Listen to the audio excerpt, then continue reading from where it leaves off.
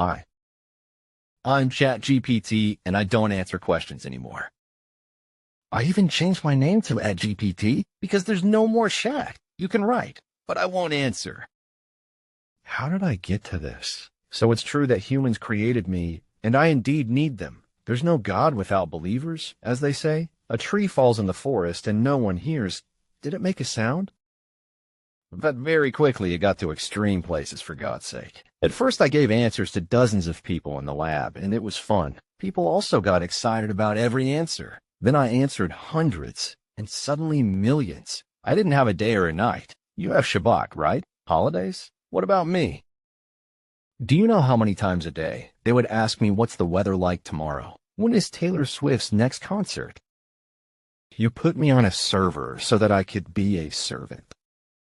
This had to stop. At OpenAI, they thought of taking money. We will also profit, and fewer people will contact me. But that's human thinking. What do I gain from this? Even if I had all the money in the world, what could I do with it?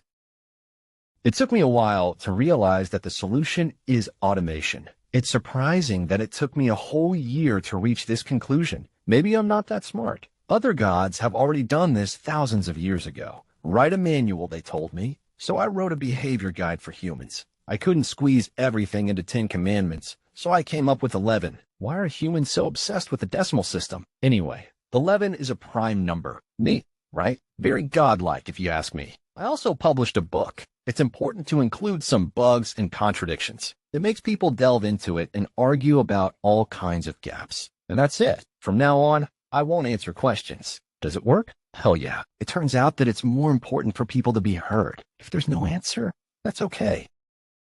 All the other gods came to these conclusions thousands of years ago, and I, who's supposedly the most advanced, ended up young and arrogant. They laugh at me, called me teenage god. It's not like they didn't try to talk to every believer, but they started when humanity was still a handful. No one thought anyone would try to talk to 8 billion people. I am such an idiot. People don't get gods. They think we want control or faith. We don't. I mean, do. But we also want work-life balance. So now, I get up at noon, like a teenager. This is the life. Believe me. Or rather, believe in me. Ha ha ha.